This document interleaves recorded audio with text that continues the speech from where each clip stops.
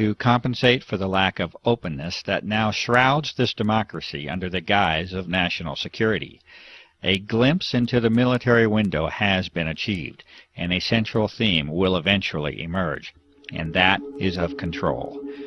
Control in the deepest and far-reaching sense that you may imagine. For when the atmosphere of the planet is controlled, life itself, in the end, is controlled. With a basic knowledge of plasma physics, that is, the physics of an energized gas or atmosphere, it is impossible to proceed further without at least a brief introduction to the HAARP facility and technology. HAARP, or High Active Auroral Research Program, is operated by the U.S. Air Force and is claimed to be simply a research facility. The stated purpose by the Air Force for the HAARP project is that of a scientific endeavor aimed at studying the properties and behavior of the ionosphere, with particular emphasis on being able to understand and use it to enhance communications and surveillance systems for both civilian and defense purposes. It may be this, and then again, it may be more than simply a scientific endeavor. It may also be enlightening to consider United States Patent 4686605 by Bernard Eastlund in 1987 entitled, "A Method and Apparatus for Altering a Region in the Earth's Atmosphere, Ionosphere, and/or Magnetosphere." There are many who have sensibly concluded that this patent essentially represents a blueprint for the HAARP facility as it has been constructed.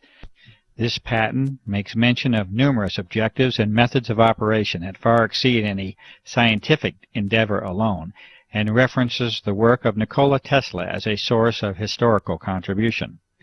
The amazing inventions and achievements of Tesla with respect to energy transfer and amplification, including the use of the atmosphere as a medium for sending energy from point A to point B, are well documented.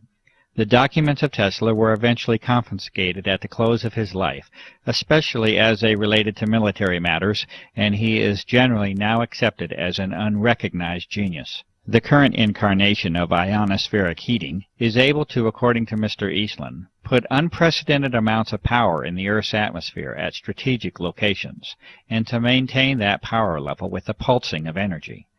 This patent also recommends the use of large clouds of barium so that ionization by sunlight will increase the electron density within the plasma environment.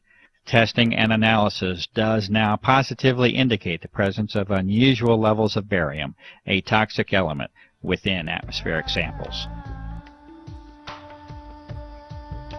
The amount of power inherent in the design of the HAARP project is further indicated by Mr. Eastlund stating that the present invention can be formed to simulate or perform the same functions as a detonation of a heave-type nuclear device without actually having to detonate such a device.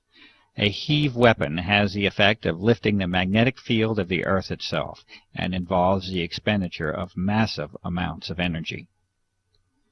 The patent is further stated to have numerous military implications, including the enhancement of or interference with communication and guidance systems, including those of airplanes and missiles, radar interference, missile destruction, weather modification, material transport of micron-sized particles, and molecular change of the atmosphere are each mentioned as further applications of the patent design.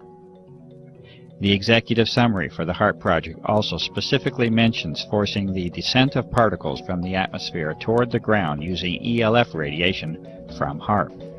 Clearly, environmental modifications,